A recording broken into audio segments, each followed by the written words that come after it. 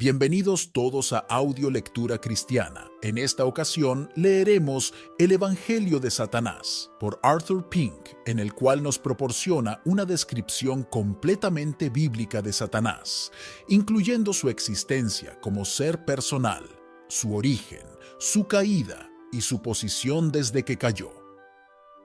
Pink luego se concentra en el falso evangelio de Satanás, que se parece tanto al evangelio real que multitudes son engañadas. No es revolucionario ni obviamente herético, sino que apunta a la paz y la unidad. Al atenuar las doctrinas ofensivas del verdadero evangelio y suavizar sus asperezas, el evangelio de Satanás tiene un gran atractivo para la mente carnal. Lamentablemente, muchos de los que se dejan engañar por este falso evangelio, al final escucharán las palabras más aterradoras. Nunca te conocí, apartaos de mí, hacedores de iniquidad. Pink concluye con un consejo oportuno para todos nosotros. Cuán necesario es entonces descubrir dónde estamos realmente, examinarnos a nosotros mismos y ver si estamos en la fe. Dicho esto, hermanos, comencemos. ¿Es el diablo una realidad viva o no es más que un producto de la imaginación? ¿Es la palabra Satanás simplemente un sinónimo de maldad o representa una entidad concreta? En los círculos cultos se ha convertido en costumbre dar una respuesta negativa a estas preguntas y negar rotundamente la existencia del tentador. Entre esas personas se considera una señal de superioridad intelectual repudiar la personalidad del diablo. Muchos consideran ahora a Satanás como un producto del arte sacerdotal, una reliquia de la superstición, el mito de una época pasada. Para otros, Satanás es simplemente una abstracción, una mera negación, lo opuesto al bien. Todo el diablo que hay es el diablo dentro de ti. Es la última palabra del pensamiento moderno. Las palabras que Goethe pone en boca de Mefistófeles, yo soy el espíritu de la negación, se aceptan como una buena definición viable del diablo. Se le considera un mero principio abstracto del mal. Como alguien lo ha dicho curiosamente, deletrean diablo sin D como deletrean Dios con dos O. El bien y el mal son sus planes. Pero la concepción más general de Satanás es diferente de la anterior. La idea popular, la que prevalece entre las masas, puede deducirse de las representaciones pictóricas que de él aparecen en los carteles callejeros, que se encuentran en nuestras revistas ilustradas y que se exhiben en el escenario, donde se le representa.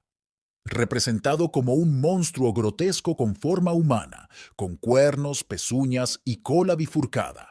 Semejante concepción es un insulto para las personas inteligentes y, en consecuencia, se ha llegado a considerar al diablo como un fantasma con el que asustar a los niños traviesos o como un tema apropiado para bromas y chistes. No hace falta decir que ambas concepciones anteriores están lejos de la verdad. El hecho de que hayan obtenido tanta credibilidad se debe en gran medida a la ignorancia. Ignorancia respecto de la enseñanza de la palabra de Dios. Ignorancia respecto del Satán de las Sagradas Escrituras. Pero a Satanás le conviene mantener a la gente en tal ignorancia. Un enemigo inteligente siempre se mantiene en segundo plano y permanece oculto fuera de la vista. Para él es una consideración importante que se oculte su identidad. Muchas empresas malvadas deben su éxito a que su autor permanece en secreto. El asesino que clava un cuchillo en la espalda de su víctima suele ser contratado para ese propósito. Quien lanza la bomba es simplemente una herramienta. El cerebro que planeó el hecho es invisible e insospechado. Por lo tanto, no debe sorprendernos descubrir que las masas no creen en la existencia de un demonio personal. Les sirve bien a su propósito mantener a sus incautos en la ignorancia sobre su existencia real. El diablo siempre ha trabajado en secreto y ha tratado de ocultar su verdadera identidad. Cuando engañó a Eva, lo hizo a través de una serpiente. Cuando se presentó ante Dios para acusar a Job, esperó hasta el día en que vinieron los hijos de Dios a presentarse delante de Jehová, y vino también entre ellos Satanás. Job 1:6. Cuando sembró su cizaña, lo hizo en secreto, en la noche, mientras los hombres dormían. Mateo 13:25. Cuando traicionó al Señor Jesucristo en manos de sus enemigos, obró a través de Judas. Satanás es un experto en disfrazarse. No viene a nosotros como un dragón de tinieblas, sino que se transforma en un ángel de luz. Segunda de Corintios 11:14. Pero ¿cuál es la personalidad de Satanás? Se le atribuyen nombres personales. 35 veces se le denomina el diablo, que significa el acusador o calumniador, acusando a los santos ante Dios y distorsionando el carácter de Dios ante los hombres. 52 veces se le llama Satanás, que significa enemigo o adversario. Él es el enemigo de Dios y el adversario del hombre. Satanás se refiere a su carácter, el adversario maligno de todo bien, en Dios o en sus criaturas. Diablo se refiere a su modo de llevar a cabo sus malvados designios, mediante calumnias mentirosas, acusaciones falsas y malas interpretaciones. Se le llama el príncipe de este mundo, Juan 14:30, lo que define su posición en relación con nuestra tierra. Se le llama Beelzebú, Mateo 12:27, que lo considera la cabeza de los demonios. Se habla de él como el malvado, Mateo 13:19, lo que se refiere a él como el principal motor de toda maldad. Se le llama Apolión, es decir, destructor, Apocalipsis 9:11, lo que lo vincula con el abismo. Se le conoce como el príncipe de la potestad del aire, Efesios 2:2, lo que señala su hogar y esfera de operaciones actuales, Efesios 6:12. Se le llama Lucifer, que significa estrella de la mañana, Isaías 14:12, título que parece haberle pertenecido antes de su apostasía. Se le llama el Dios de este mundo, Segunda de Corintios 4:4, porque es el inspirador y director de toda religión espuria. Se le llama mentiroso y padre de mentira, Juan 8:44, porque es el opositor empedernido de la verdad. Estos y otros títulos de Satanás no tienen sentido a menos que sea un ser personal. Se predican características personales de él. Inteligencia. De sus tentaciones se habla de las artimañas del diablo, Efesios 6:11, mientras que en Apocalipsis 2:24 leemos de las profundidades de Satanás, del griego cosas profundas. Además, en Apocalipsis 12:9 se le llama aquella serpiente antigua, que se llama Diablo y Satanás, la cual engaña al mundo entero. Engañar implica diseño, y el diseño es producto de la inteligencia, y la inteligencia es inseparable de la personalidad. Tiene memoria. En su conflicto con nuestro Señor citó las escrituras del Antiguo Testamento, Mateo 4:6. Una mera abstracción no podría hacer esto. Conocimiento. En Apocalipsis 12:12 se nos dice que tiene gran ira, sabiendo que tiene poco tiempo. Pero no se puede decir que aquello que es impersonal sabe. Tiene voluntad. Para que se salven del lazo del diablo, los que por él están cautivos según su voluntad. Segunda de Timoteo 2:16. ¿Cómo fuiste derribado por tierra que debilitabas a las naciones? Porque has dicho en tu corazón, subiré al cielo, levantaré mi trono sobre las estrellas de Dios, y me sentaré en el monte del testimonio. Isaías 14:12 al 13. El hecho de que Satanás posea voluntad o poder de elección es una prueba más de que es un ser personal. Posee un carácter moral. Se habla de Satanás como un engañador, mentiroso, homicida, tentador, todos los cuales son términos que implican carácter moral, es decir, aquello sobre el cual se puede predecir el deber u obligación, el bien y el mal. Discurso. Se le representa hablando con Dios, Job 1:9 y 10, discutiendo con nuestro Señor y acusando a los hermanos. Esta es una indicación más de que Satanás posee las mismas características que nosotros. Posee emociones. Deseaba que Pedro lo zarandeara como a trigo. Lucas 22:31. Se habla del orgullo como la condenación del diablo. Primera de Timoteo 3:6. Mientras que en Apocalipsis 12:12 leemos, Ay de los habitantes de la tierra y del mar, porque el diablo ha descendido a vosotros con gran ira. Pero el orgullo y la ira no pueden basarse en la ley de gravitación. Son inseparables de la personalidad. Tiene capacidad ejecutiva y organizativa. Y hubo guerra en el cielo. Miguel y sus ángeles pelearon contra el dragón, y peleó el dragón y sus ángeles. Apocalipsis 12:7. Satanás será soltado de su prisión y saldrá a engañar a las naciones que están en los cuatro confines de la tierra, a Gog y a Magog, para reunirlos para la batalla. Apocalipsis 27:8. Aquí encontramos a Satanás reuniendo sus legiones para participar en la guerra. Efesios 6:12 es más que una insinuación de que él es el jefe de fuerzas graduadas y organizadas. Se le atribuyen actos personales.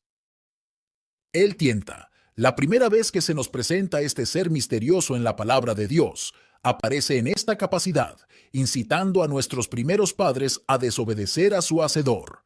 En Mateo 4:3 se le llama expresamente el tentador. Y nuevamente, en 1 Corintios 7:5 y 1 de Tesalonicenses 3:5 se advierte a los santos contra sus maquinaciones. Tentar implica designio y argumenta inteligencia y cualidades morales, y éstas son inseparables de la personalidad. Él acusa. Acusar, incuestionablemente, argumenta una entidad consciente y racional. Y oí una gran voz que decía en el cielo: Ahora ha venido la salvación y la fortaleza, y el reino de nuestro Dios, y el poder de su Cristo, porque ha sido derribado el acusador de nuestros hermanos, el que los acusaba delante del día de nuestro Dios. Y la noche. Apocalipsis 12:10. Este versículo nos permite vislumbrar lo invisible y presenta a nuestro enemigo impugnando maliciosamente a los santos ante Dios. En las Escrituras se encuentran dos ilustraciones sorprendentes de esta parte de su obra. En Job 1:9 al 11 lo encontramos acusando al viejo patriarca, y en Zacarías 3:1 al 5 se lo ve de pie ante Dios para resistir al sumo sacerdote Josué. Sobre estos interesantes pasajes ahora no podemos comentar. Bienaventurado es saber que los esfuerzos de Satanás en esta dirección son todos en vano. ¿Quién acusará a los escogidos de Dios? Dios es el que justifica. Romanos 8:33. Él hace la guerra. Ya hemos citado Apocalipsis 12:7 en otro sentido.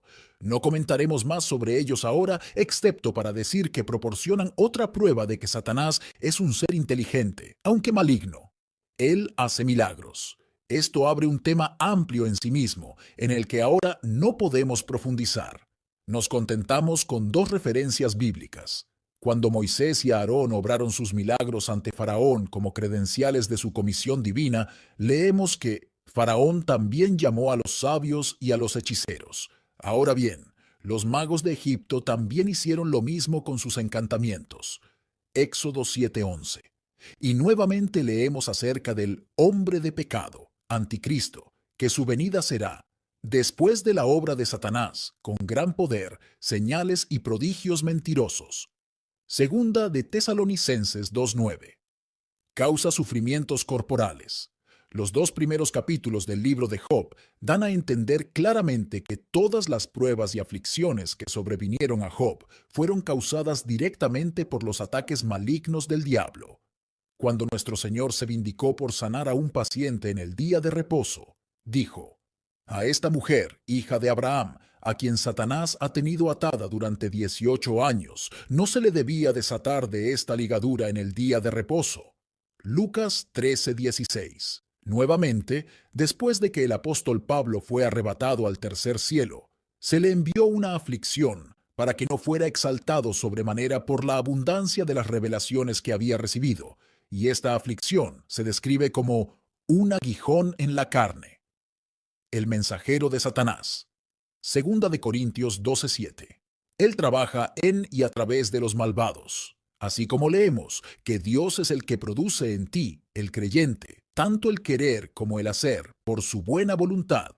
Filipenses 2:13. Así también leemos que Satanás es el espíritu que ahora obra en los hijos de desobediencia. Efesios 2:2. Otra evidencia de sus actividades se encuentra en Mateo 13. A imitación de nuestro Señor, que esparció la buena semilla en el campo, Satanás fue y sembró cizaña. También la tentación de nuestro Señor por parte de Satanás demuestra que es un ser personal. Ninguna mente imparcial puede leer cuidadosamente el capítulo 4 de Mateo sin llegar a la conclusión de que allí hemos registrado un conflicto real entre dos personas, nuestro Señor Jesucristo y Satanás. Si negamos que este último se presente definitivamente ante nosotros como persona, lógicamente debemos afirmar lo mismo del primero.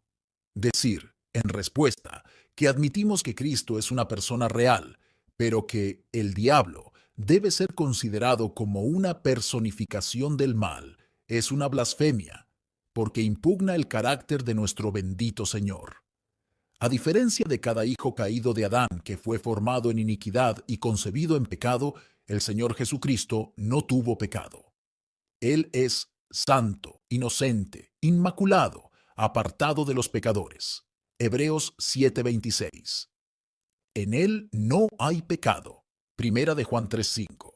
Él es el santo de Dios. Marcos 1:24. Declaró, el príncipe de este mundo viene, y nada tiene en mí. Juan 14:30. Como entonces no había mal alguno en nuestro bendito Salvador, quien lo tentó debió ser externo y personal. Negar que Mateo 4 presente a Satanás como una entidad personal es difamar el carácter de nuestro Señor o reducir toda la narración a una jerga sin sentido. Todo lo que se dice de Satanás en este capítulo indica e insinúa que él es una persona tan real y actual como el propio Señor Jesús. El tentador vino a él. Habló, sí, razonó y argumentó. Llevó a Cristo a la ciudad santa, le citó los salmos, le mostró todos los reinos del mundo, buscó la adoración del Salvador, a su palabra se apartó de él por un tiempo. Todo lo cual es una prueba positiva, para quien cree en la inspiración divina de las Escrituras, de que Satanás es una persona viva. También Satanás es un ser responsable.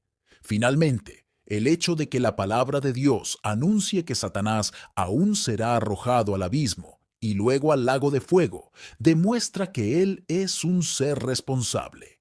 No se puede castigar una mera abstracción. Lo que no es más que una negación no puede ser atormentado. Lo que era incorpóreo e intangible no podía ser arrojado al lago de fuego. El hecho de que las Escrituras declaren que Satanás será castigado es evidencia concluyente de que él es una persona y una persona dotada de responsabilidad moral. Punto número 2. El origen de Satanás. Debe ser evidente para todos los que tienen algún conocimiento del carácter santo y justo de Dios, que él no podría haber creado nada que fuera esencial y originalmente malo. El hombre hoy es una criatura pecadora, pero no siempre lo ha sido. Eclesiastés 7:29. Originalmente, el hombre fue creado a imagen y semejanza de Dios, pero por un acto de desobediencia voluntaria corrompió su naturaleza y se volvió pecador. Lo mismo ocurre con la parte de los ángeles que apostataron. No fueron creados en una condición caída. Pedro nos dice que los ángeles pecaron, segunda de Pedro 2:4, y Judas declara que estos ángeles no guardaron su primicia, sino que abandonaron su propia morada. Judas 1:6.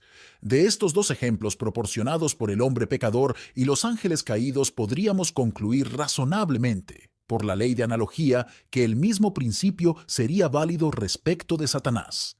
Es impensable para nosotros suponer que Dios haya creado al diablo, aunque debemos creer que Él creó a quien posteriormente se convirtió en diablo. Pero no estamos abandonados a las especulaciones inciertas de la razón.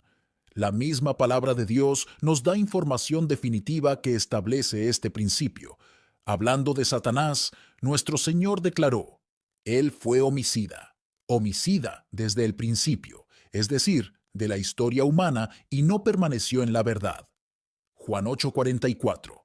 Aquí se afirma que el primer estado o posición del diablo es en la verdad, pero no permaneció en ella. Apostató. Con esto concuerda Santiago 2:19. Una vez que estuvo en la verdad, Satanás intelectualmente conoce la verdad, por lo que también los demonios creen y tiemblan. Cuán diferente es esto de las nociones actuales de Satán extraídas de la imaginación y popularizadas en lengua inglesa por el poeta Milton, nociones que, en su mayor parte, carecen de un vestigio de autoridad bíblica. Como el gran espíritu maligno está actualmente confinado al reino de lo invisible, no podemos saber nada acerca de él, excepto lo que está revelado en la palabra de Dios.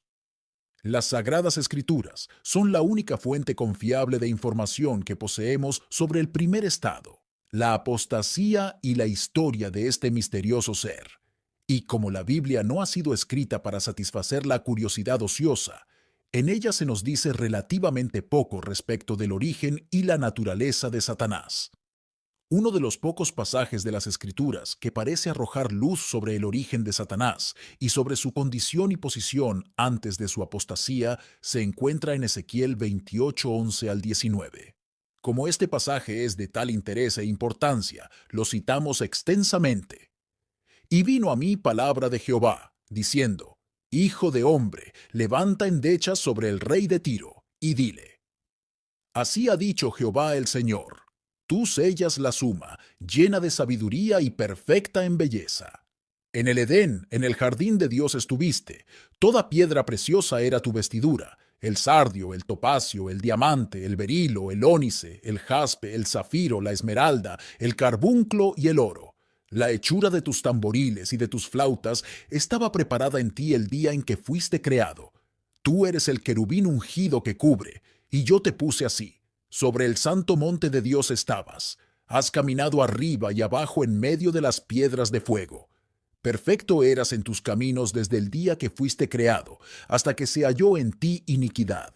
Por la multitud de tus mercancías te han llenado de violencia en medio de ti, y has pecado.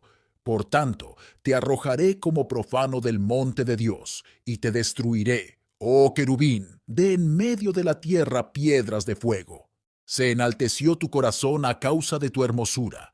Corrompiste tu sabiduría a causa de tu resplandor. Te arrojaré por tierra, te pondré delante de los reyes, para que te miren. Has profanado tus santuarios con la multitud de tus iniquidades, con la iniquidad de tus comercios. Por tanto, sacaré fuego de en medio de ti, que te devorará, y te reduciré a ceniza sobre la tierra a la vista de todos los que te miran. Todos los que te conocen entre el pueblo se asombrarán de ti. Serás un terror, y nunca más lo serás. No podemos entrar ahora en una exposición detallada de este misterioso pasaje, sino que debemos contentarnos con algunos comentarios al respecto. Una lectura cuidadosa de estos versículos produce la convicción de que el profeta se refiere a alguien que no es un rey terrenal o un simple ser humano. Debe haber sido llevado por el espíritu de profecía a otro tiempo y lugar, y a otra persona. Así como el apóstol Juan estaba en el espíritu y fue proyectado hacia escenas y estaciones futuras. Así, al parecer, Ezequiel debe haber sido llevado atrás a un periodo de tiempo muy distante. Si bien creemos que el rey de Tiro fue un personaje histórico, nos vemos obligados a pensar que también debe haber sido un personaje típico, una figura del mismo Satanás. Repetimos, estos versículos nos presentan la imagen de una persona que apenas existe entre los hombres, cuyos contornos nadie excepto el mismo diablo parece llenar. Hijo de hombre, levanta endechas sobre el rey de Tiro, y dile: Así ha dicho el Señor Dios, tú sellas la suma, llena de sabiduría y perfecta en hermosura. Seguramente términos como estos nunca podrían haberse empleado para describir a un simple rey humano. No podrían aplicarse con propiedad o respeto a la verdad a ningún ser humano. Este lenguaje, cabe señalar, está cuidadosamente precedido de la palabra de Jehová que vino a Ezequiel. Es completamente ininteligible, a menos que entendamos que se refiere a la más alta de todas las criaturas de Dios, y como sabemos, intentaré mostrar que este no es otro que el mismo Satanás. Suponiendo por el momento que estos versículos describen la persona de Satanás cuando dejó la mano de su hacedor, el versículo 12 nos dice tres cosas acerca de él. Primero, que él es la suma de toda la perfección creada, es decir, la más exaltada de todas las criaturas de Dios. En segundo lugar, que él estaba internamente lleno de sabiduría, es decir, poseía la medida plena de sabiduría creativa. En tercer lugar, que él era exteriormente perfecto en belleza, es decir, estaba dotado con toda la medida de la excelencia creativa. El siguiente versículo 13 amplifica la última cláusula del versículo 12, dando en 10 puntos una descripción de su belleza. Tú eres el querubín ungido que cubre, y yo te puse así. Sobre el santo monte de Dios estabas. Has caminado en medio de piedras de fuego. Verso 14. Estas palabras nos dicen algo de la naturaleza de Satanás, declaran su subordinación a Dios y arrojan luz sobre la posición que ocupaba antes de su caída. Primero, en lo que respecta a su naturaleza, el ser al que se hace referencia aquí se denomina querubín. No hace falta decir que querubín es la forma plural. Nos llevaría demasiado lejos de nuestra presente investigación examinar todas las escrituras que tratan de los querubines, por muy interesantes que sean. Basta ahora decir que los querubines se distinguen de los ángeles, parecen superarlos en rango, y son probablemente la clase más alta de todas las criaturas de Dios, porque como lo indica Apocalipsis 4:6 al 9, están sentados más cerca del trono de Dios y dirigen la adoración de todo el universo. Para una descripción de los querubines, el lector puede consultar Ezequiel 1:5 al 14, Apocalipsis 4:6 al 9. Cabe señalar que aquí en Ezequiel 28:14 a Satanás no se le llama querubín, sino el querubín, lo que parece mostrar que él era el príncipe o jefe de los querubines, el príncipe de los demonios. Nuevamente, tenga en cuenta que aquí se le describe como el querubín ungido. Las escrituras nos proporcionan una serie de ejemplos en los que la unción está relacionada con la inducción a un cargo, y en el versículo que ahora tenemos ante nosotros, la referencia es evidentemente al nombramiento de Dios de Satanás para ocupar un determinado puesto. Quizás podamos aprender cuál es esa posición al comparar cosas espirituales con cosas espirituales. Es un punto de profundo interés observar que en los tiempos del Antiguo Testamento, los hombres eran ungidos para desempeñar solo tres oficios: el profético, Primera de Reyes 19:16, el sacerdotal y el real. Y no nos resulta difícil inferir, en las Escrituras se dan pistas de que Satanás originalmente ocupó él mismo cada uno de estos cargos. La referencia a que toda piedra preciosa es su cubierta, Ezequiel 28:13, y la descripción de ellas que sigue, en comparación con Éxodo 28, parece insinuar su sacerdocio. Las palabras «contaminaste tus santuarios» pueden hacer referencia a su oficio profético, oficiando en estos santuarios como portavoz de Dios, entregando sus oráculos a un mundo de espíritus creados. E Isaías 14:13, mi trono insinúa su reinado, de ahí la referencia en Ezequiel 28:17, a que aún será presentado delante de los reyes como parte de su futura humillación. Antes de pasar de este punto profundamente interesante de Satanás como el querubín ungido, en vista de Primera de Crónicas 16:22, no toques a mi ungido, y de Éxodo 22:28, no injurias a los dioses, ni maldigas el gobernante de tu pueblo. Tal vez podamos entender mejor por qué el arcángel Miguel no se atrevió a presentar contra el diablo una acusación de maldición, sino que dijo: «El Señor te reprenda». Judas 1:9. En segundo lugar, aprendemos de Ezequiel sobre la subordinación de Satanás a Dios. Así te he puesto. La exaltada posición que ocupaba Satanás como profeta, sacerdote y rey era suya, no por mérito o logro inherente, sino que se la delegaba su Creador. Fue el regalo de su soberano. En tercer lugar, la posición que ocupaba antes de su caída. Con respecto a esta rama de nuestro tema, tendremos más que decir en un capítulo posterior, y por el momento un breve vistazo a las palabras. En el santo monte de Dios estabas, subiste y bajaste en medio de las piedras. De fuego debe ser suficiente. Al comparar Segunda de Pedro 1:18 y otras escrituras similares, la referencia aquí al Monte Santo parece señalar el lugar donde Dios manifestó visiblemente su gloria. La siguiente expresión parece confirmar esta conclusión. Éxodo 24:10 y Ezequiel 1:25 al 27 aparentemente indican que las piedras de fuego están ubicadas al pie del trono de Dios. Por lo tanto, creemos que Ezequiel 28:14 está diseñado para enseñar que, antes de su caída, Satanás, como el querubín ungido, la más alta de todas las criaturas de Dios, fue colocado por su creador en una posición cercana al trono mismo de la deidad. Para resumir esta rama de nuestro tema, la enseñanza de las Escrituras que hemos considerado brevemente parece ser la siguiente. Primero, Satanás fue creado por Dios.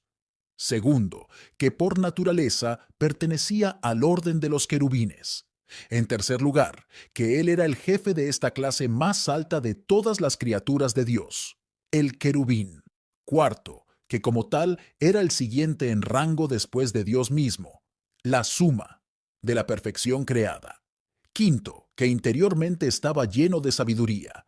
Sexto, que en apariencia exterior era brillante y hermoso. Séptimo, que parece haber desempeñado los oficios de profeta, sacerdote, el querubín ungido. Octavo, que su morada estaba al lado del trono de Dios. Noveno, que fue establecido o colocado en esta posición por Dios. Décimo, que originalmente estaba en la verdad. Tercer punto, la caída de Satanás. El hecho de que Satanás cayera solo prueba lo que dijimos al comienzo del último capítulo, es decir, que Dios no creó al diablo, aunque creó al que posteriormente se convirtió en diablo. El hecho de que Satanás cayó se declara no solo en la profecía del Antiguo Testamento, a la que tendremos que volver a referirnos, sino que fue enseñado explícitamente por el propio Señor Jesús. Vi a Satanás caer del cielo como un rayo. Lucas 10:18. Las palabras como un relámpago sugieren tres ideas.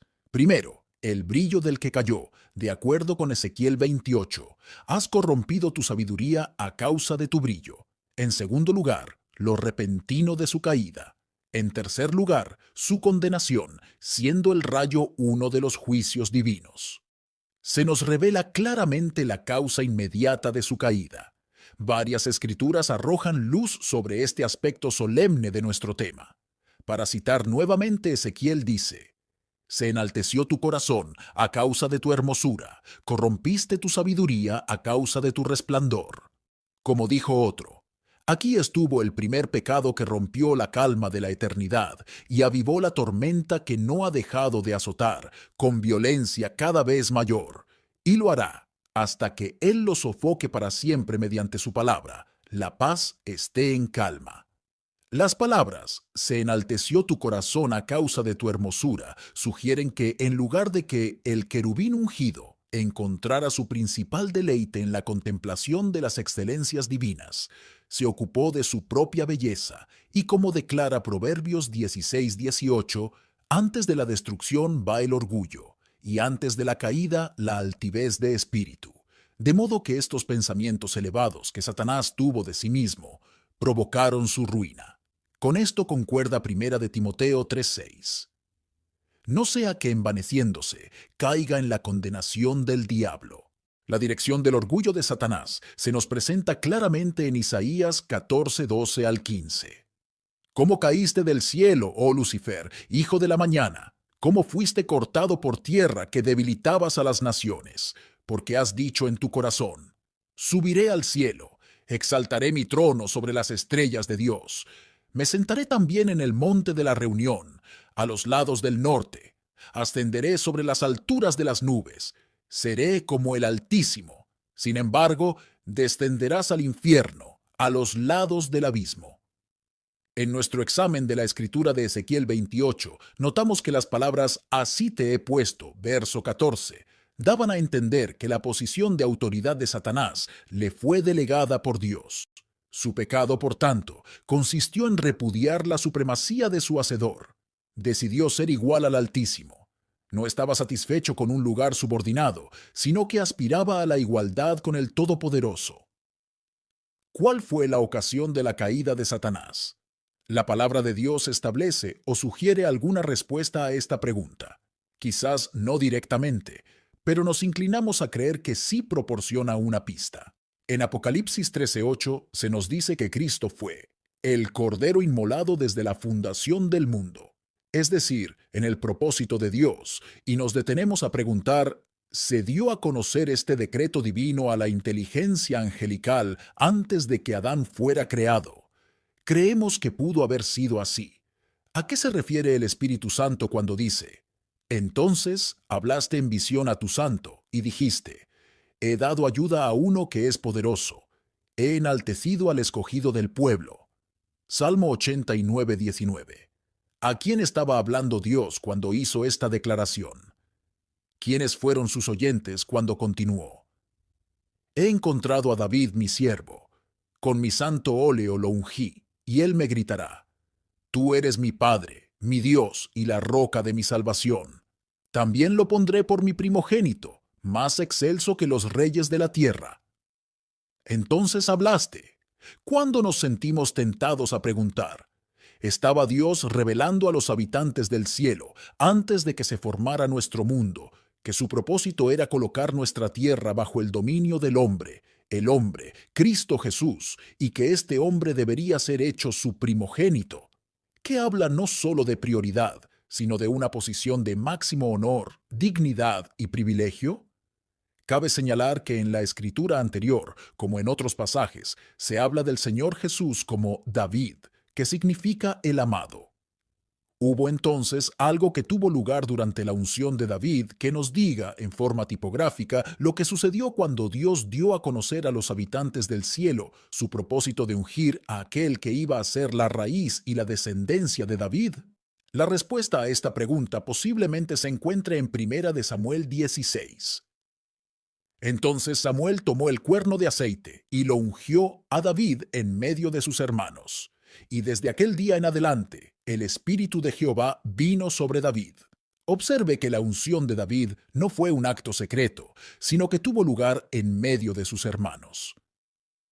Ahora, ¿qué leemos como lo siguiente que ocurrió después de la unción de David? Pero el Espíritu de Jehová se apartó de Saúl, y un espíritu malo de parte de Jehová le turbaba. Verso 14. ¿No será posible que debajo de estas palabras se esconda una tragedia más profunda de la que aparece en la superficie, una tragedia de la que se hacen eco débilmente? Sabemos que en muchos detalles David fue un tipo notable del Señor Jesús. Por ejemplo, David nació en Belén. Por ocupación era pastor. Durante su vida de pastor entró en conflicto con las fieras. Desde la oscuridad del pastoreo fue exaltado al trono de Israel. Fue ungido rey años antes de ser coronado. Él fue quien mató a Goliat, el oponente del pueblo de Dios y otro tipo de Satanás. Él es el único a quien las Escrituras denominan el hombre conforme al corazón de Dios. También sabemos que Saúl es un tipo igualmente claro de Satanás. Lo primero que nos dijo acerca de él es que desde los hombros hacia arriba era más alto que cualquier otro en Israel, insinuando la posición exaltada que originalmente tenía Satanás como jefe de los ángeles. Pero Saúl pecó y fue depuesto por Dios. David era el objeto especial de su odio y enemistad, como el hijo de David lo era de Satanás. El vínculo entre Saúl y Satanás se pone de manifiesto claramente en Primera de Samuel 28, donde vemos al primer rey de Israel buscando información sobre una bruja. La muerte trágica y humillante de Saúl presagia claramente la perdición que aún le espera a Satanás. Entonces, como David es un tipo tan claro de Cristo y Saúl de Satanás, y como aprendemos que el momento en que el Espíritu del Señor dejó a Saúl y un espíritu maligno tomó su lugar, fue con ocasión de la unción de David, preguntamos, ¿no ha sido así, que cuando Dios dio a conocer a las jerarquías celestiales su intención de exaltar aún a un hombre a su trono, la envidia se apoderó del querubín ungido? El orgullo por primera vez llenó su corazón, y fue entonces cuando dijo, exaltaré mi trono por encima de las estrellas de Dios, ascenderé por encima de las alturas de las nubes, seré semejante al Altísimo. No lo sabemos con certeza. No podemos dar una respuesta dogmática, pero quizás sea más que probable que así fuera. El resultado inmediato de la apostasía de Satanás parece insinuarse en Apocalipsis 12:4, un capítulo que nos da más información acerca de la historia de Satanás desde su caída que cualquier otro en la Biblia. Se notará que en este versículo se declaran dos cosas acerca del dragón. Y su cola atraía la tercera parte de las estrellas del cielo y las arrojó a la tierra. Y el dragón se paró delante de la mujer que estaba lista para nacer, entregada para devorar a su hijo tan pronto como naciera. La segunda declaración se refiere claramente al asalto que hizo por medio de Herodes al pequeño niño Jesús. La primera parte del versículo se refiere entonces a algo que ocurrió antes de la encarnación divina, y aparentemente se remonta a la época de la apostasía de Satanás. ¿Qué debemos entender por las estrellas del cielo? Job 38:7 nos informa: cuando las estrellas de la mañana cantaban juntas y todos los hijos de Dios clamaban de alegría. Aquí se representan las estrellas de la mañana cantando juntas y gritando de alegría con motivo de la creación de la tierra. Las estrellas de la mañana se denominan hijos de Dios, y en este mismo libro de Job, es decir, en 1:6, encontramos a Satanás apareciendo entre ellos. Estas estrellas de la mañana, o hijos de Dios, eran sin duda los ángeles. Isaías 14:12. Por lo tanto, Apocalipsis 12:4 parece enseñar que ante la apostasía de Satanás, una tercera parte de los habitantes del cielo se unieron a su estandarte. Esto aparentemente arroja luz sobre 2 de Pedro 2:4 y Judas 1:6 y explica el hecho de que Satanás está ahora a la cabeza de poderosas legiones de espíritus caídos que hacen su voluntad y ejecutan sus órdenes. Punto número 4. La posición de Satanás desde su caída. Parece ser un principio en los tratos gubernamentales de Dios, soportar con mucha paciencia los vasos de ira preparados para destrucción. Aparentemente, le dio al mundo antediluviano 120 años para arrepentirse de su maldad y aceptar las propuestas de su misericordia hechas a través de Noé. Con infinita paciencia, trató con Faraón, y no fue hasta que las 10 plagas no lograron ablandar su corazón que fue excluido de la tierra de los vivientes. Lo mismo ocurrió con Israel. Sus juicios cayeron sobre el pueblo elegido solo después de largas y repetidas provocaciones, y luego de manera suave al principio. Al principio estuvieron sojuzgados por vecinos hostiles. Más tarde fueron llevados en cautiverio, pero no fue hasta después de 15 siglos de incredulidad y rebelión que fueron dispersados por todo el mundo. De la misma manera, Dios no envió a Satanás al lago de fuego con ocasión de su primer pecado, sino que le ha permitido un largo período de libertad para demostrar la inveteración de su enemistad contra Dios, antes de que finalmente sea liberado, arrojado a ese fuego preparado para el diablo y sus ángeles. Antes de considerar la posición que a Satanás se le permite ocupar hoy, debemos nuevamente referirnos brevemente a la que ocupaba antes de su caída. En 3 ocasiones diferentes, nuestro Señor describió a Satanás como el príncipe de este mundo. De paso, cabe señalar, Él no lo reconoce como rey, sino como príncipe, es decir, como alguien que ocupaba una posición subordinada, lo que implica su responsabilidad de reconocer y reconocer a uno que está por encima de él. ¿Cuándo, cabe preguntarse, se convirtió Satanás en el príncipe de este mundo? En Génesis 1 aprendemos que en 6 días Dios hizo el mundo actual en el que vivimos ahora. Sobre este mundo, Dios puso a Adán como claramente insinúa el lenguaje de Génesis 1:28. Y les dijo Dios: fructificad y multiplicaos, y llenad la tierra, y sojuzgadla, y tendrás dominio sobre los peces del mar, y sobre las aves del cielo, y sobre todo ser viviente que se mueve sobre la tierra. El dominio sobre toda criatura viviente relacionada con esta tierra fue confiado en sus manos. Salmo 8. Pero Adán a su vez apostató, y Satanás, logrando arrebatarle de las manos el cetro de la soberanía de la tierra, volvió a ser el príncipe de este mundo. Que este es el caso lo demuestra claramente Lucas 4:5 al 6. Y el diablo, llevándole a un monte alto, le mostró en un momento todos los reinos del mundo. Y el diablo le dijo: Todo este poder te daré, y la gloria de ellos, porque eso me es entregado, y a quien yo quiera, se lo daré. Satanás declaró que todos los reinos del mundo le pertenecían, y Cristo no cuestionó ni repudió su afirmación. Al contrario, como se ha señalado, 3 veces lo reconoció como el príncipe de este mundo. Pero hay una idea más que debemos considerar antes de abandonar esta interesante parte de nuestro tema. Satanás está hoy aquí en este mundo como un usurpador. Este mundo ya no le pertenece. Él está aquí solo gracias al consentimiento divino. El cetro de la tierra, a su vez, le ha sido arrebatado de su mano, y dentro de poco será removido de estos dominios que ahora pertenecen a otro. En Mateo 13:44 leemos: El reino de los cielos es semejante a un tesoro escondido en el campo, lo cual cuando un hombre lo encuentra, lo esconde, y de alegría va y vende todo lo que tiene, y compra ese campo. En el versículo 38 de este capítulo aprendemos que el campo es el mundo. En la cruz, nuestro Señor compró lo que Adán perdió en la caída, la tierra y el dominio sobre ella.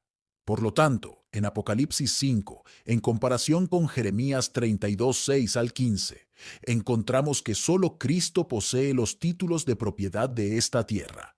Por eso decimos que Satanás está hoy aquí en este mundo como un usurpador. Cristo es su príncipe legítimo, el príncipe de paz. En consecuencia, lo primero que sucederá cuando Cristo regrese a esta tierra será la eliminación de Satanás de ella.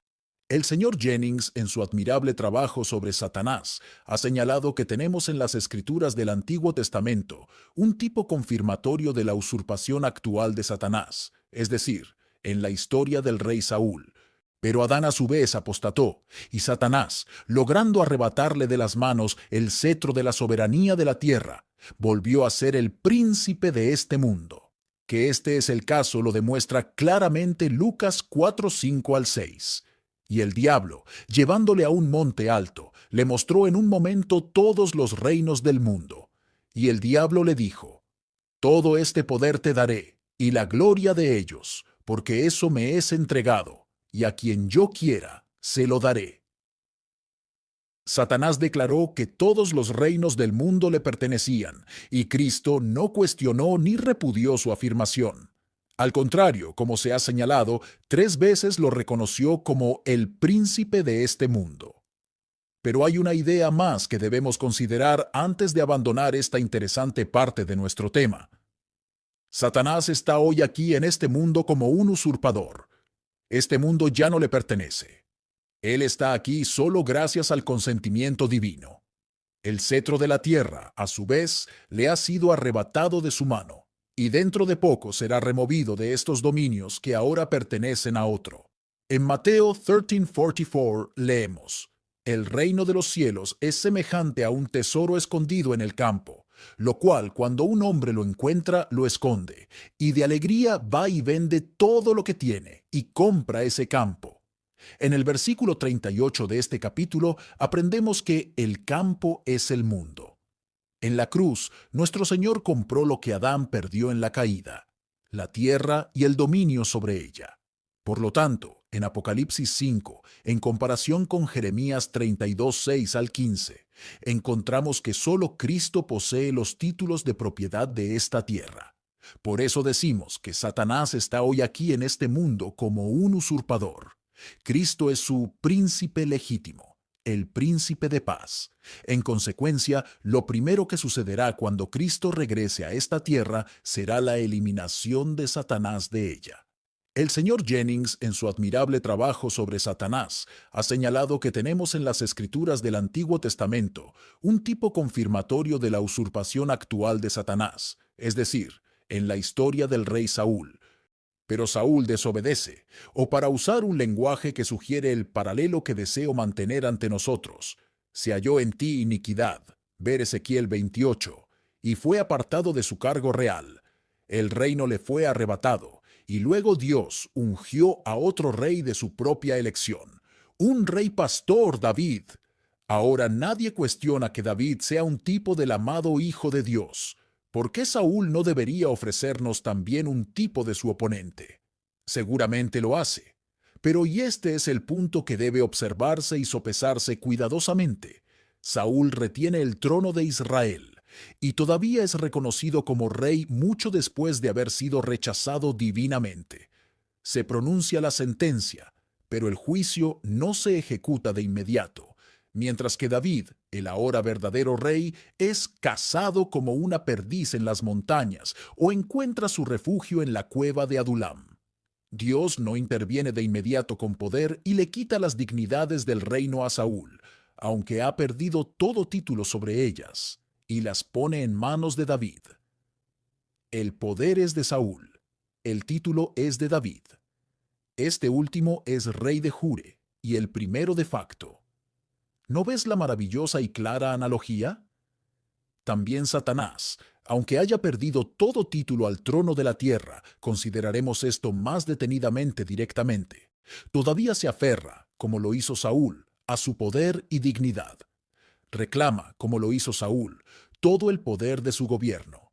Mientras que el verdadero David, a quien todo pertenece por título, está como en la cueva de Adulam, donde unos pocos, descontentos, aquellos que no están satisfechos con tal condición de las cosas, han encontrado su camino hacia él, y reconocerlo incluso en el día de su rechazo, como legítimo Señor de todo. Por lo tanto, aunque Satanás es el príncipe de este mundo en la actualidad, por analogía de la historia inspirada, como por toda escritura clara, somos llevados a considerarlo su príncipe usurpador, un príncipe en el poder, pero no en el título.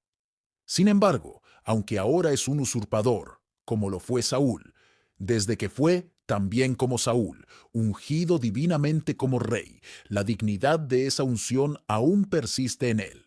De modo que Miguel reconoció esa dignidad, sin hablar mal, sino con reverencia. Incluso como David, siempre hablaba de Saúl como el ungido de Jehová, y decía, Jehová te reprenda.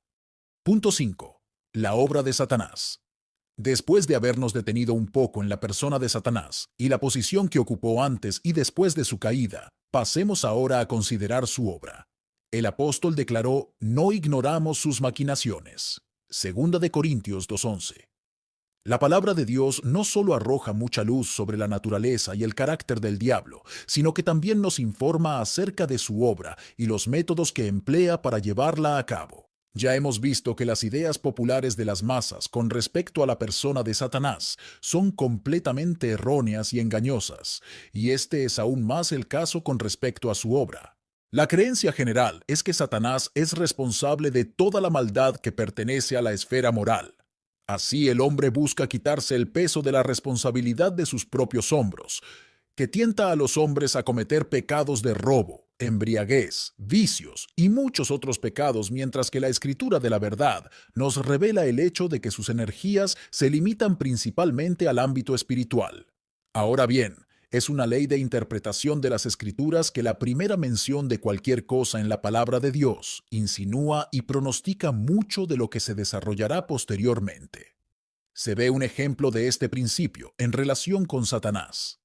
La primera vez que se nos presenta en las Sagradas Escrituras, se revela su verdadero carácter, se revela claramente la esfera en la que trabaja y se exponen expresamente los métodos que emplea.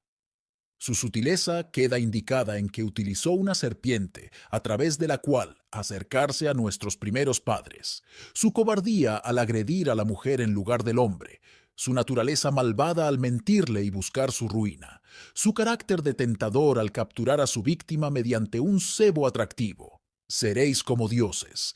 Su esfera de operaciones en el sentido de que incitó a Eva a cometer un pecado no moral, sino espiritual, la transgresión del mandato de Dios, su verdadero objeto de ataque, la palabra de Dios. ¿Sí? ¿Ha dicho Dios? En la sentencia que Dios pronunció sobre la serpiente antigua, el diablo, se revela definitivamente el propósito y el programa de Satanás. Y pondré enemistad entre ti y la mujer, y entre tu descendencia y la descendencia de ella. Él te herirá en la cabeza, y tú le herirás en el calcañar. Génesis 3:15. Hay mucho en este notable anuncio que requiere estudio y comentario, pero para nuestro propósito actual nos limitamos a una declaración: enemistad entre tu simiente y la de ella. Aquí se nos informa que la simiente de la mujer, el Señor Jesucristo, será objeto del odio implacable de Satanás. Esto nos revela, en una palabra, la obra de larga data en la que Satanás ha estado involucrado. Desde que se pronunció esta primera predicción mesiánica en el Edén, Satanás ha sido enemigo de la simiente de la mujer. La persona y obra del Señor Jesús han sido objeto de su ataque. Sus métodos de oposición han seguido dos líneas, a saber, primero un trabajo de anticipación y segundo un trabajo de imitación, y estos los consideraremos ahora con cierto detalle. Habiendo aprendido que la simiente de la mujer estaba destinada a herirle la cabeza, Satanás, a modo de anticipación, trató de impedir su entrada a este mundo. Puede que su primer intento en esta línea se vea en la muerte de Abel. Posiblemente Satanás pensó que Abel era la simiente prometida de la mujer, y por eso incitó a Caín, que era de aquel maligno, primera de Juan 3:12, para que matara a su hermano. En una fecha posterior, Dios reveló a Abraham su propósito de que todas las familias de la tierra fueran bendecidas mediante su descendencia. En otras palabras, que el Redentor venidero y vencedor de Satanás fuera uno de sus descendientes según la carne.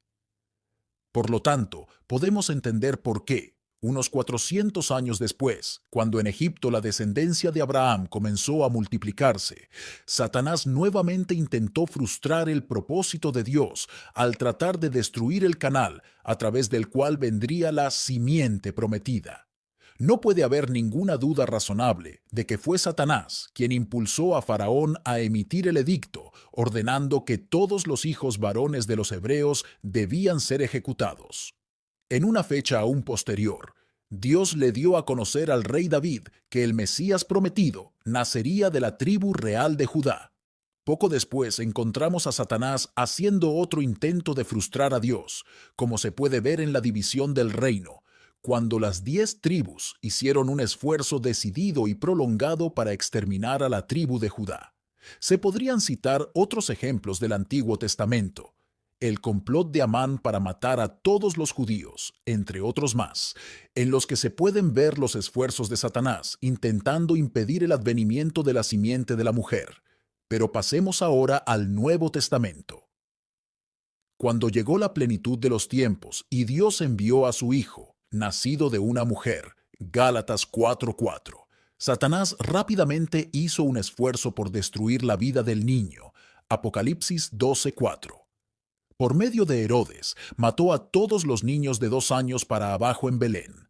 Pero su esfuerzo fue en vano, porque, siendo advertido por Dios en un sueño, José tomó al niño y a su madre y huyó a Egipto. Al comienzo del ministerio de nuestro Señor, en la tentación, Satanás trató de hacer que se arrojara del templo. Un poco más tarde, conmovió tanto los corazones de los oyentes de nuestro Señor, que leemos que se levantaron y lo arrojaron fuera de la ciudad, y lo llevaron a la cumbre del monte sobre donde estaba edificada su ciudad, para arrojarlo, abajo de cabeza. Pero él, pasando en medio de ellos, se fue. En otra ocasión, cuando nuestro Señor, cansado por el trabajo del día, buscó dormir en la proa de un barco, se hizo otro atentado contra su vida. El príncipe de la potestad del aire azotó con furia el mar de Galilea, hasta que la tormenta fue tan feroz que los discípulos temieron que su pequeño barco estuviera condenado, y no fue hasta que el Creador del mar ordenó que se calmara que el complot del diablo fue frustrado. De Mateo 16 podemos aprender cómo Satanás buscó desviar a nuestro Señor del gran propósito de su encarnación y misión, habiendo declarado que le era necesario ir a Jerusalén y padecer mucho de los ancianos, de los principales sacerdotes y de los escribas, y ser ejecutado. Pedro se volvió hacia él y le dijo: Aléjate de aquí, Señor. Compadécete de ti mismo, de una humillación como esa. Pero Cristo detectó instantáneamente la fuente de la cual emanaba esta plausible apelación, y se volvió y le dijo a Pedro: Apártate de mí, Satanás, eres una ofensa para mí. El rastro de la serpiente se ve claramente alrededor de la cruz misma. Allí fue donde el gran enemigo hizo su última resistencia antes de la muerte de nuestro Señor. Debilitado por sus terribles sufrimientos, torturado por sus enemigos despiadados, suspendido allí impotente entre la tierra y el cielo, fue Satanás quien lo desafió a demostrar su deidad al descender del árbol cruel. Tú, que derribas el templo y lo reedificas en 3 días, sálvate a ti mismo. Si eres hijo de Dios, baja de la cruz. Mateo 27:40. Pero gloria a su bendito nombre. Él nunca vaciló. Paciente y majestuosamente soportó sus sufrimientos hasta que exclamó triunfalmente: Consumado es, y entregó su espíritu en manos de su Padre. Pero ni siquiera entonces Satanás se dio por vencido en la desesperación. Habiendo sido bajado de la cruz el sagrado cuerpo de nuestro Señor y depositado en el sepulcro, Satanás se propuso asegurarse de que la tumba estuviera bien sellada y custodiada por una compañía de soldados romanos. ¡Ah! Satanás, si logras conservar ese cuerpo en la tumba, en verdad habrás triunfado. Pero no, otra vez estás derrotado. La tumba no puede retener a su víctima. La muerte no puede retener al Señor de la vida. De la tumba resucitó, con un poderoso triunfo sobre sus enemigos. Aleluya, Cristo resucitó, y hoy vive y está vivo por los siglos de los siglos. Después de haber sido frustrados y derrotados en todos los aspectos, al no haber podido impedir la encarnación de nuestro bendito Señor, al no haber podido impedir que se ofreciera a sí mismo como sacrificio por el pecado, al no haber podido mantener su cuerpo en los confines de la tumba, nos corresponde preguntar si Satanás se ha rendido o no. En desesperación, si ha dejado de atacar la persona y obra del Señor Jesús, si ha cambiado su actitud hacia el amado Hijo de Dios, o si todavía está persiguiendo sus malvados designios, todavía esforzándose por frustrar los propósitos de Dios, y si ahora está apuntando o no a anular las virtudes de la muerte expiatoria de Cristo. Una respuesta a estas preguntas es de la mayor importancia posible. Nuevamente debemos recurrir a la infalible palabra de Dios si queremos obtener información confiable sobre este tema. En la parábola de la cizaña, nuestro Señor ha expuesto los métodos que Satanás emplea durante el tiempo de su ausencia de esta tierra. En la parábola anterior, nuestro Señor se compara con alguien que salió a sembrar la preciosa semilla, trigo, y en la parábola que ahora tenemos ante nosotros, declara que Satanás también sembró algo, que fue y esparció cizaña entre el trigo. Es de notar que no sembró ni espinas ni cardos, sino algo que se parecía tanto al grano genuino, que solo en el momento de la cosecha se puede distinguir uno del otro. Entonces se ve que la cizaña, aunque tan parecida al trigo en su tallo, no da fruto ni produce aumento. En una palabra, entonces, así como antes la enemistad de Satanás estaba dirigida contra la persona y obra de Cristo a modo de anticipación, así ahora está ocupado buscando anular las virtudes del sacrificio vicario de nuestro Señor mediante un método de imitación. Satanás no es un iniciador, sino un imitador. Dios tiene un Hijo unigénito, el Señor Jesús, y también lo tiene Satanás, el hijo de perdición. Segunda de Tesalonicenses 2:3. Hay una Santísima Trinidad y también hay una Trinidad del mal. Apocalipsis 20:10. Leemos sobre los hijos de Dios. Así también leemos acerca de los hijos del maligno. Mateo 13:38. ¿Obra Dios en el primero tanto el querer como el hacer por su buena voluntad? Luego se nos dice que Satanás es el espíritu que ahora obra en los hijos de desobediencia. Efesios 2:2. Existe un misterio de la piedad. Primera de Timoteo 3:16. Así también hay un misterio de iniquidad. Segunda de Tesalonicenses 2:7. Se nos dice que Dios, por medio de sus ángeles, sella a sus siervos en la frente. Apocalipsis 7:3. Así también aprendemos que Satanás, a través de sus agentes, pone una marca en la frente de sus devotos. Apocalipsis 13:16. Se nos dice que el Espíritu todo lo escudriña, incluso lo profundo de Dios. Primera de Corintios 2:10. Entonces Satanás también proporciona sus cosas profundas. ¿Cristo realizó milagros? También lo puede hacer Satanás. ¿Tiene Cristo una iglesia? Entonces Satanás tiene su sinagoga. Apocalipsis 2:9. ¿Es Cristo la luz del mundo? Entonces también el mismo Satanás se transforma en ángel de luz. Segunda de Corintios 11:14. ¿Nombró Cristo apóstoles? Entonces, Satanás también tiene sus apóstoles, segunda de Corintios 11:13. Y esto nos lleva a considerar el punto número 6, el Evangelio de Satanás. Satanás es el archifalsificador. Como hemos visto, el diablo ahora está ocupado trabajando en el mismo campo en el que el Señor sembró la buena semilla. Él está tratando de impedir el crecimiento del trigo por otra planta, la cizaña, que se parece mucho al trigo en apariencia. En una palabra, mediante un proceso de imitación, pretende neutralizar la obra de Cristo. Por lo tanto, así como Cristo tiene un evangelio, Satanás también tiene un evangelio, siendo este último una hábil falsificación del primero. El evangelio de Satanás se parece tanto a aquello que parodia, que multitudes de personas no salvas son engañadas por él. Es a este evangelio de Satanás al que se refiere el apóstol cuando dice a los Gálatas: Estoy maravillado de que tan pronto os hayáis alejado del que os llamó por la gracia de Cristo, para seguir un evangelio diferente, que no es otro. Pero hay algunos que os perturban y quieren pervertir el evangelio de Cristo. Gálatas 1:6-7. Este falso evangelio estaba siendo anunciado incluso en los días del apóstol, y una terrible maldición cayó sobre quienes lo predicaban. El apóstol continúa: Pero aunque nosotros, o un ángel del cielo, os anunciare otro evangelio distinto del que os hemos anunciado, sea anatema. Con la ayuda de Dios, ahora nos esforzaremos por exponer, o mejor dicho, exponer, este falso evangelio. El evangelio de Satanás no es un sistema de principios revolucionarios, ni tampoco un programa de anarquía. No promueve la lucha ni la guerra, sino que apunta a la paz y la unidad. No busca oponer a la madre contra su hija ni al padre contra su hijo, sino que fomenta el espíritu fraternal por el cual la raza humana es considerada como una gran hermandad. No busca hundir al hombre natural, sino mejorarlo y elevarlo.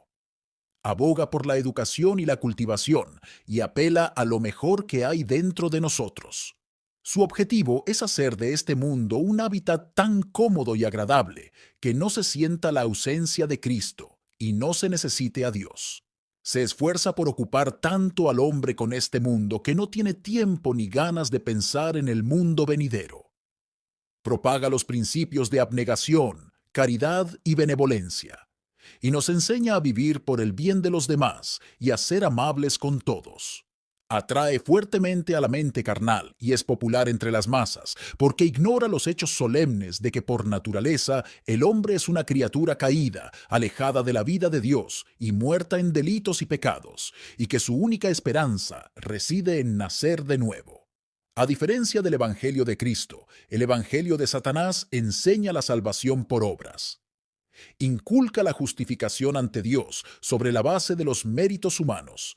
Su frase sacramental es: sed buenos y haced el bien, pero no reconoce que en la carne no habita nada bueno.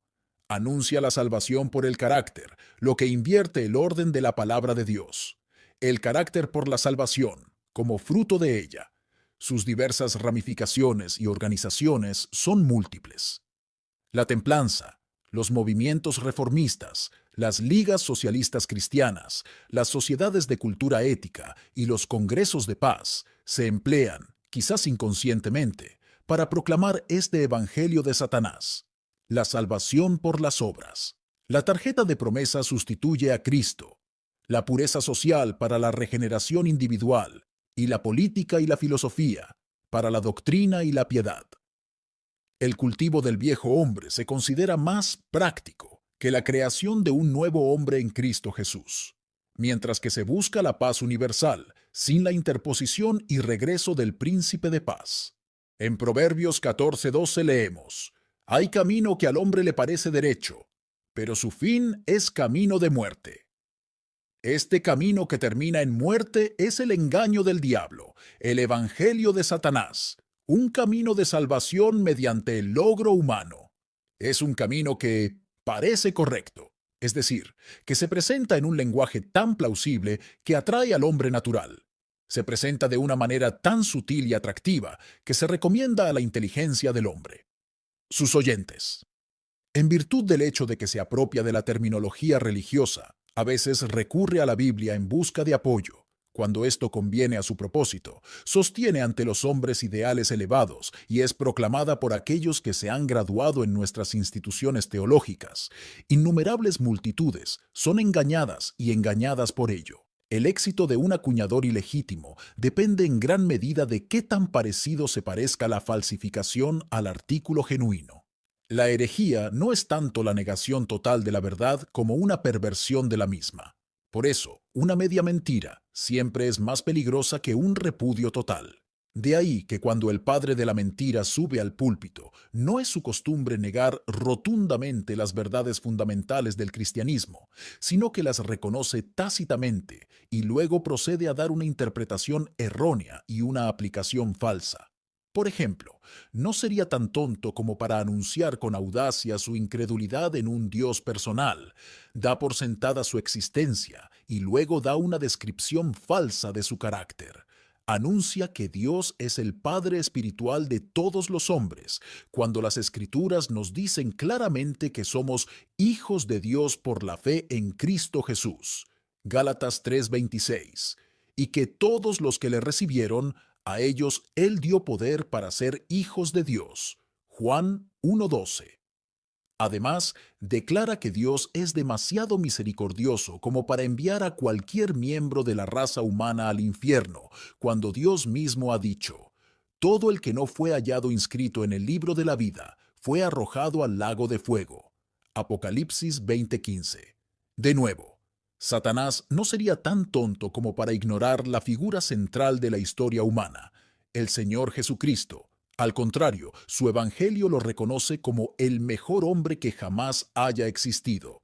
Se llama la atención sobre sus hechos de compasión y obras de misericordia, la belleza de su carácter y la sublimidad de su enseñanza. Se elogia su vida, pero se ignora su muerte vicaria. Nunca se menciona la importantísima obra expiatoria de la cruz, mientras que su resurrección corporal y triunfante de la tumba se considera una de las credulidades de una época supersticiosa. Es un evangelio sin sangre y presenta a un Cristo sin cruz, a quien se recibe no como Dios manifestado en carne, sino simplemente como el hombre ideal.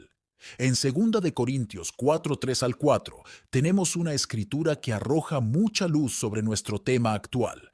Allí se nos dice: si nuestro evangelio está aún encubierto, entre los que se pierden está encubierto, en quienes el Dios de este siglo, Satanás, cegó el entendimiento de los incrédulos para que no les resplandezca la luz del glorioso evangelio de Cristo, que es la imagen de Dios, debe resplandecer para ellos. Ciega las mentes de los incrédulos al ocultar la luz del Evangelio de Cristo, y lo hace sustituyéndolo por su propio Evangelio. Apropiadamente se le llama el diablo y Satanás, que engaña al mundo entero. Apocalipsis 12:9. Al simplemente apelar a lo mejor que hay en el hombre y al simplemente exhortarlo a llevar una vida más noble, se proporciona una plataforma general sobre la cual aquellos de todos los matices de opinión pueden unirse y proclamar este mensaje común. Nuevamente citamos Proverbios 14:12. Hay camino que al hombre le parece derecho, pero su fin es camino de muerte. Se ha dicho con bastante verdad que el camino al infierno está lleno de buenas intenciones.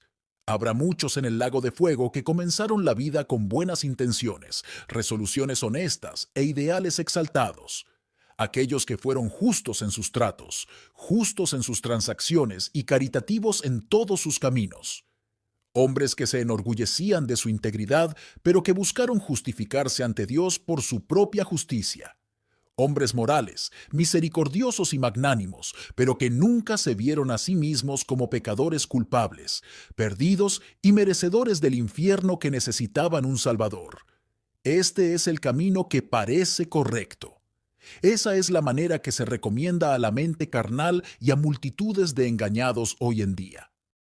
El engaño del diablo es que podemos ser salvos por nuestras propias obras y justificados ante Dios por nuestras propias obras, mientras que Dios nos dice en su palabra, por gracia sois salvos mediante la fe, no por obras, para que nadie se gloríe.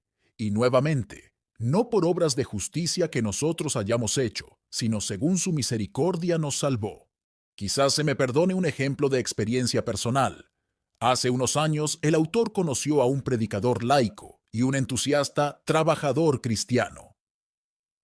Durante más de 7 años, este amigo había estado dedicado a la predicación pública y a actividades religiosas, pero por ciertas expresiones y frases que usó, el escritor dudaba de que su amigo fuera un hombre nacido de nuevo. Cuando comenzamos a interrogarlo, descubrimos que conocía muy imperfectamente las Escrituras y que solo tenía una concepción muy vaga de la obra de Cristo por los pecadores. Durante un tiempo, tratamos de presentar el camino de la salvación de una manera sencilla e impersonal y animar a nuestro amigo a estudiar la palabra por sí mismo, con la esperanza de que, si todavía no era salvo, Dios se complacería en revelarle al Salvador que necesitaba. Una noche, para nuestro gozo, el que había estado predicando el Evangelio durante 7 años confesó que había encontrado a Cristo apenas la noche anterior. Reconoció, para usar sus propias palabras, que había estado presentando el ideal de Cristo, pero no el Cristo de la cruz. El escritor cree que hay miles como este predicador que, tal vez, han sido criados en la escuela dominical, han sido enseñados sobre el nacimiento, la vida y las enseñanzas de Jesucristo, que creen en la historicidad de su persona, que se esfuerzan espasmódicamente por practicar sus preceptos y que piensan que eso es todo lo que necesitan para su salvación. Con frecuencia, esta clase cuando alcanza la edad adulta sale al mundo, se encuentra con los ataques de ateos e infieles y les dicen que una persona como Jesús de Nazaret nunca existió. Pero las impresiones de los primeros días no se pueden borrar fácilmente y se mantienen firmes en su declaración de que creen en Jesucristo. Sin embargo, cuando se examina su fe, con demasiada frecuencia se descubre que, aunque creen muchas cosas acerca de Jesucristo, en realidad no creen en Él. Creen con la cabeza que tal persona vivió, y porque creen esto, imaginan que por eso son salvos, pero nunca han arrojado las armas de su guerra contra Él, ni se han rendido a Él, ni han creído verdaderamente con el corazón en Él. La mera aceptación de una doctrina ortodoxa sobre la persona de Cristo, sin que Él gane el corazón y la vida dedicada a Él, es otra fase de ese camino que al hombre le parece derecho, pero su fin son los caminos de la muerte. Un mero asentimiento intelectual a la realidad de la persona de Cristo, y que no va más allá, es otra fase del camino que al hombre le parece derecho, pero cuyo fin son caminos de muerte, o, en otras palabras, es otro aspecto del Evangelio de Satanás. Y ahora, lector mío, ¿dónde te encuentras? ¿Estás en el camino que parece correcto, pero que termina en la muerte? ¿O estás en el camino angosto que lleva a la vida? Habéis abandonado verdaderamente el camino ancho que lleva a la muerte. ¿El amor de Cristo ha creado en tu corazón odio y horror hacia todo lo que le desagrada? ¿Desea que Él reine sobre usted? Lucas 19:4. ¿Estás confiando totalmente en su justicia y sangre para tu aceptación ante Dios? Aquellos que confían en una forma exterior de piedad, como el bautismo o la confirmación. Los que son religiosos porque se considera una señal de respetabilidad. Los que asisten a alguna iglesia o capilla porque está de moda hacerlo. Y aquellos que se unen a alguna denominación porque suponen que tal paso les permitirá convertirse en cristianos, están en el camino que termina en muerte, muerte espiritual y eterna. Por puros que sean nuestros motivos, por nobles que sean nuestras intenciones, Por bien intencionados que sean nuestros propósitos, por muy sinceros que sean nuestros esfuerzos, Dios no nos aceptará como sus hijos hasta que aceptemos a su Hijo. Una forma aún más engañosa del Evangelio de Satanás es impulsar a los predicadores a presentar el sacrificio expiatorio de Cristo y luego decirles a sus oyentes que todo lo que Dios requiere de ellos es creer en su Hijo. De este modo, miles de almas impenitentes se engañan haciéndoles creer que han sido salvas. Pero Cristo dijo: si no os arrepentís, todos pereceréis igualmente. Lucas 13:3. Arrepentirse es odiar el pecado, entristecerse y apartarse de él.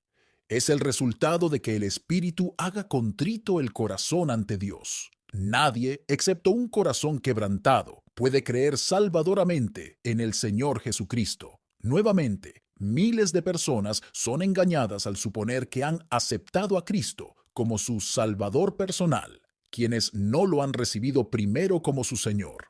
El Hijo de Dios no vino aquí para salvar a su pueblo en su pecado, sino de sus pecados. Mateo 1:21. Ser salvo de los pecados es ser salvo de ignorar y despreciar la autoridad de Dios, es abandonar el curso de la obstinación y la complacencia propia, es dejar nuestro camino. Isaías 55:7. Es rendirnos a la autoridad de Dios, rendirnos a su dominio, entregarnos para ser gobernados por Él. El que nunca ha tomado sobre sí el yugo de Cristo, el que no busca verdadera y diligentemente agradarle en todos los detalles de su vida, y sin embargo supone que está descansando en la obra consumada de Cristo, está engañado por el demonio. En el capítulo 7 de Mateo hay dos escrituras que nos dan resultados aproximados del Evangelio de Cristo y la falsificación de Satanás. Primero, en los versículos 13 y 14. Entrad por la puerta estrecha, porque ancha es la puerta y espacioso el camino que lleva a la perdición, y muchos son los que entran por ella. Porque estrecha es la puerta y angosto el camino que lleva a la vida, y pocos son los que la encuentran. Segundo, en los versículos 22 y 23. Muchos me dirán en aquel día: Señor, Señor, ¿no profetizamos, predicamos en tu nombre? Y en tu nombre he echado fuera demonios, y en tu nombre he hecho muchas maravillas. Y entonces les confesaré que nunca os conocí. Apartaos de mí, hacedores de iniquidad. Sí, lector mío, es posible trabajar en el nombre de Cristo e incluso predicar en su nombre, y aunque el mundo nos conoce y la iglesia nos conoce, aún así ser desconocidos para el Señor. Qué necesario es entonces saber dónde estamos realmente, examinarnos a nosotros mismos y ver si estamos en la fe, medirnos por la palabra de Dios y ver si estamos siendo engañados por nuestro enemigo sutil, para saber si estamos edificando nuestra casa sobre la arena o si está erigida sobre la roca que es Cristo Jesús. Que el Espíritu Santo escudriñe nuestros corazones, quebrante nuestra voluntad, acabe con nuestra enemistad contra Dios, obre en nosotros un arrepentimiento profundo y verdadero, y dirija nuestra mirada al Cordero de Dios que quita el pecado del mundo. Finalmente, solo unas palabras sobre la inevitable perdición de Satanás. Apocalipsis 20:10 nos presenta lo último del gran conflicto entre Satanás y Dios. Y el diablo que los engañaba fue arrojado al lago de fuego y azufre, donde están la bestia y el falso profeta, y será atormentado día y noche por los siglos de los siglos. Por poderoso que sea el gran adversario, ahora tiene que contar con aquel cuyo nombre es el Todopoderoso, por quien será arrojado a ese fuego preparado para el diablo y sus ángeles. Amén. Muchas gracias por escuchar Audio Lectura Cristiana. El Señor les bendiga, amados hermanos. Hasta la próxima.